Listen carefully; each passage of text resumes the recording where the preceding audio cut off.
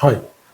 ఉత్తరప్రదేశ్ సంబల్లో ఒక మసీదులో సర్వే చేయడానికి వెళ్ళిన అధికారులపై దాడులు జరిగి, మళ్ళీ దానికి పోలీస్ ఇంటర్ఫియరెన్స్ జరిగి, ఆ తర్వాత ఒక నలుగురు ప్రాణాలు కోల్పోవటం, అక్కడ తీవ్రమైన ఇబ్బందులు ఏర్పడటం, కర్ఫ్యూ పెట్టడం, అది సుప్రీంకోర్టుకు వెళ్ళడం.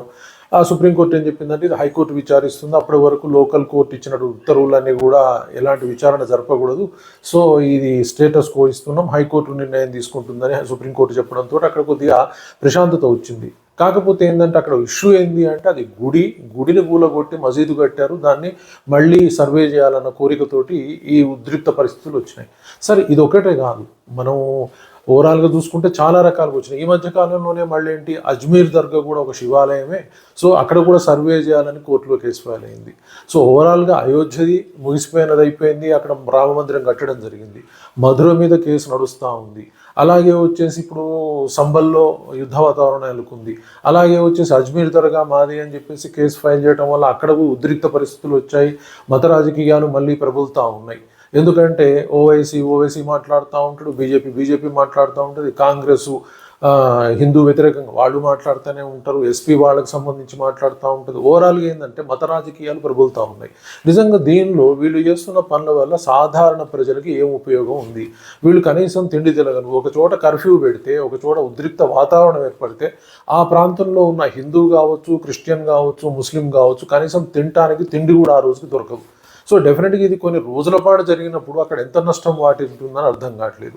సో రెండో పాయింట్ ఏమైపోయింది, ఇన్ని రకాల విషయాలు తీసుకొని చూస్తే ఓవరాల్గా మాట్లాడుకుంటే భారతదేశంలో హిందూ సంప్రదాయానికి సంబంధించిన, హిందూ దేవుళ్ళకి సంబంధించినవి గుళ్ళు మాత్రమే ఉన్నాయి. తప్పితే యాక్చువల్గా అయితే మసీదులు కానీ చర్చులు కానీ ఎప్పుడు వచ్చినాయి? మనం ఒకవేళ వేదాలు లేదా యుగాలను మాట్లాడుకుంటే కృత, త్రేత, ద్వాపర, కలియుగాలను తీసుకొని చూస్తే ఈ యుగాలన్నిట్లలో కూడా మన దేవతలు అంటే హిందూ దేవతల గుళ్ళే ఉన్నాయి. సో తర్వాత కొన్ని లక్షల సంవత్సరాల తర్వాత మనం గుర్తుపట్టే స్థాయిలో హిస్టరీ అంటే చరిత్ర చెప్పగలిగే స్థాయిలోకి వచ్చిన తర్వాతనే ముస్లింలు దండయాత్రలు చేసి వాళ్ళు హిందూ టెంపుల్స్ను కూడా కొట్టి మసీదులు కట్టుకున్నారు. అలాగే బ్రిటిష్ వాళ్ళు వచ్చి చర్చులు కట్టుకున్నారు. ఓవరాల్గా ఏంటి అంటే ఇవి చాలా కాలం తర్వాతనే ఈ మసీదులు కానీ లేదా చర్చులు కానీ భారతదేశంలో ప్రవేశించడం జరిగింది. సో ఓవరాల్గా ఇవన్నీ ఎక్కడ కట్టారు ముస్లిం రాజులు? చర్చుల మీద పెద్ద కాంట్రవర్సల్ అయితే కనిపించటం లేదు, కానీ ఈ మసీదుల మీద మాత్రం అప్పుడు వచ్చినటువంటి ఔరంగజేబు అయి ఉండొచ్చు, బాబర్ అయి ఉండొచ్చు, అనేక మంది సుల్తాన్లు ఈ హిందూ టెంపుల్స్ను కూలగొట్టి అక్కడ మసీదులు కట్టడం జరిగింది. అది ఇప్పుడు కాంట్రవర్సీ దారి తీస్తూ ఉంది. కానీ ఇదంతా కూడా 1947కి బిఫోర్, 1947 ఆఫ్టర్ అన్నట్టుగానే చూడాల్సిన అవసరం ఉంది. ఎందుకంటే సరే నేను హిందూ అభిమానిని, నేను హిందూ గుడి నాకు కావాలి అంటే ఎంతకాలం వరకు ఈ ఉద్రిక్త పరిస్థితులు క్రియేట్ చేసుకుంటారు, ఎంతకాలం ఈ గొడవలు పెట్టుకుంటారు, ఎంతకాలం ఇలాగే సమాజాన్ని నడిపించుకుంటా పోతూ ఉంటారు. ఇది ఎవరికి లబ్ధి? ప్రజలకైతే లబ్ధి లేదు. నిజంగా హిందూ మతాభిమానులకు కానీ ముస్లిం మతాభిమానులకు కానీ ఎవరికి లాభం లేదు. రాజకీయ నాయకులకు మాత్రమే లబ్ధి కలిగించే అంశం. ఇది ప్రజలకు జ్ఞానం కలగాలి, ప్రజలకు ఏం కలగటం లేదు. వీళ్ళు ఏమనుకుంటున్నారు, వాళ్ళు అదంటే అది మెచ్చుకుంటారు, ఇదంటే ఇది మెచ్చుకుంటా ఉంటారు. వీళ్ళకి రెండు గ్రూపులుగా విభజన జరిగి వీళ్ళు కొట్టుకుంటున్నారు తప్పితే ఒజల్గా ప్రజలకు వచ్చే లాభం ఏమాత్రం లేదు. రాజకీయ నాయకులు లబ్ధి పొందుతూ ఉన్నారు. మరి ఇప్పటికైనా ప్రజలు కూడా ఆలోచించుకోవాలి, అలాగే రాజకీయ నాయకులు కూడా ఆలోచించాలి.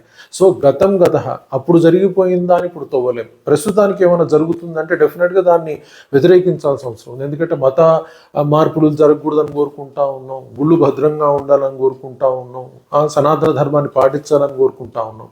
కానీ పూర్వకాలంలో ఎప్పుడో జరిగిన వాటిని మళ్ళీ తవ్వుకొని మేము తీసుకుంటాం అన్నప్పుడు అవతలి వ్యక్తి కూడా డెఫినెట్గా ప్రతిఘటిస్తూ ఉంటాడు. ఆ ప్రతిఘటనని మన ఇతర వైపు నుంచి ప్రతిఘటన వస్తే అది ఒక ఘర్షణ వైఖరి తయారవుతుంది. ఈ ఘర్షణ ఏం చేస్తుంది? సమాజంలో ప్రశాంతత పోగొడుతుంది, అలాగే స్వేచ్ఛను పోగొడుతుంది, భద్రతను పోగొడుతుంది. ఒక కూడు గుడ్డ నీరు మూడు నష్టపోయే పరిస్థితి ప్రజలు ఎదుర్కోవాల్సిన పరిస్థితి వస్తుంది. దీనివల్ల లాభపడే రాజకీయ నాయకులు వాళ్ళు ఎంతైనా దానిలో నెయ్యి పోసి మంటను వెదజల్లుతూ ఉంటారు, కానీ ప్రజలైతే బాగుపడరు. ఇది ప్రజలు కూడా ఆలోచించాలి.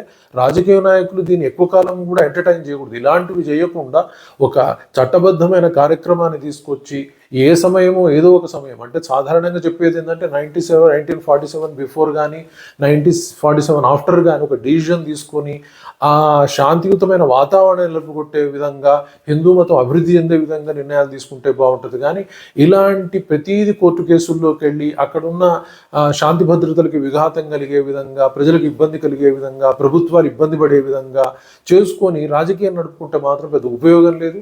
ఇది ప్రజలు ఆలోచించాలి, ప్రభుత్వాలు ఆలోచించాలి, రాజకీయ నాయకులు ఆలోచించాలి. కానీ ఇది కంటిన్యూటీ చేస్తే మాత్రం ఎవరికీ ఉపయోగం లేదు. ప్రజలు ఎంతో కొంతకాలం తర్వాత అయితే నిజాన్ని గుర్తిస్తారు. అప్పుడు అందరు ఇబ్బంది పడే పరిస్థితి వస్తుంది. ఇది అందరూ ఆలోచించాలి. Thank you very much.